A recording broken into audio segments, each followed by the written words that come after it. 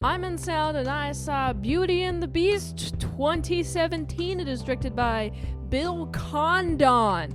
And if you haven't seen this movie, I will spoil it for you. This is sponsored by my Linktree. You can learn more about that at the end of this review. Before I get into this review, my first time seeing this movie was in theaters. And I must say, this is definitely a better theater experience than a home experience. Too bad it's not in theaters, so you can't really watch it any other way. But I'm just saying that this is definitely a very good theater movie. The movie starts, we're being shown the prince is very selfish, and there's this lady, she's like, hey, take this.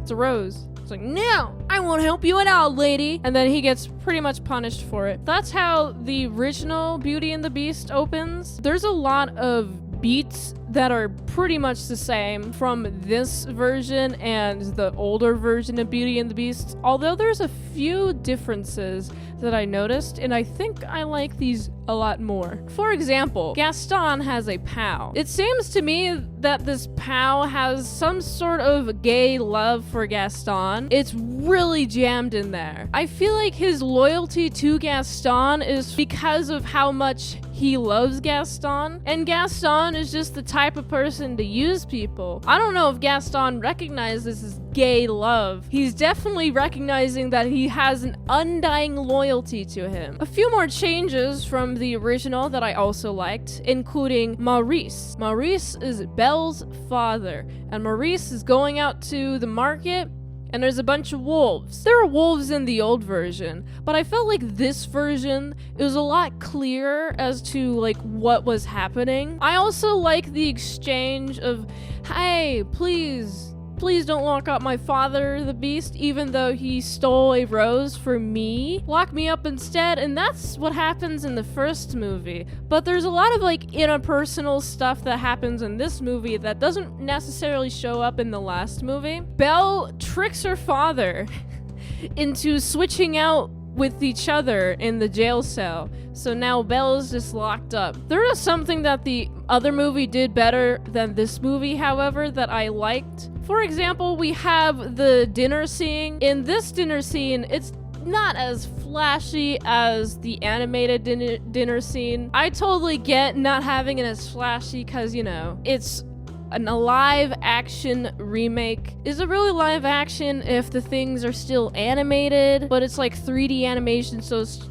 supposed to look real with realistic shading? I still consider it animation, but I think the live action part comes from the interactions with the humans upon the CGI environment. Because it's not like 2D hand-drawn animation, I felt this couldn't have been as colorful as the last movie. It's definitely lacking in the color department, but I feel like this movie adds to the humanity department. There's a lot of fun riffs between Belle and the Beast.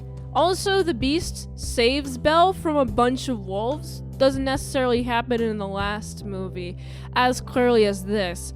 And we have Belle tending to I almost called the Beast Beauty. We have Belle tending to the Beast, and in that way, they're able to like have some sort of connection. Versus in the last movie, in the animated version, they're both animated, in the older animated version, there's less of a connection that happens immediately, and it's more over time. I know this is also more over time, but it's more clear that there is a connection definitely. I also find it fun that in this version, the Beast is more gracious than the animated version. He does let Belle out after hearing that the father is in an insane asylum, because Gaston is like, yo, you telling me that the Beast let you go?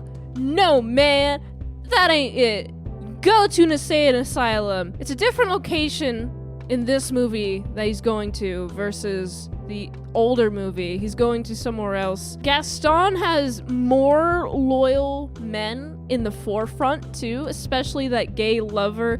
I'm gonna keep calling him a gay lover. It's not explicitly gay. Gaston doesn't like kiss him or anything, but this guy is like really, really close to Gaston and really wants to be near him every chance that he can. So I'm gonna call that guy the gay lover guy. So we have gay lover guy who's like, Belle, what you doing here? And you're in love with the Beast don't let Gaston. Oh, looks like Gaston knows about this and he's very jealous and he wants to get rid of the Beast. I guess in both movies, he wanted to get rid of the Beast because of the jealousy that he has towards the Beast. But I felt like in the older version, it was more like retaliation against the Beast for holding Belle.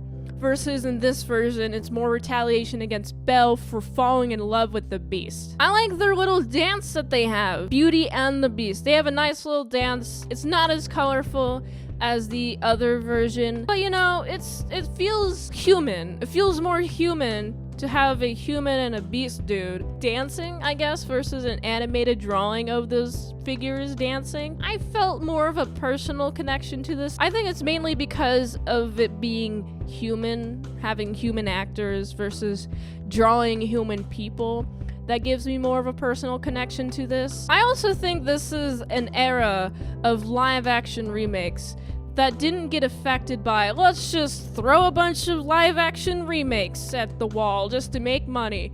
I felt like this is probably one of the last ones that was a genuine remake and is genuinely good, and it adds to the story of the last one. There's still the same conflict of, hey, there's a rose that's dying. Oh no, it's dying. Oh no, I'm so sad. Oh no, the Beast. Oh no, he's laying in my arms. I gotta say I love you. And that's what happens.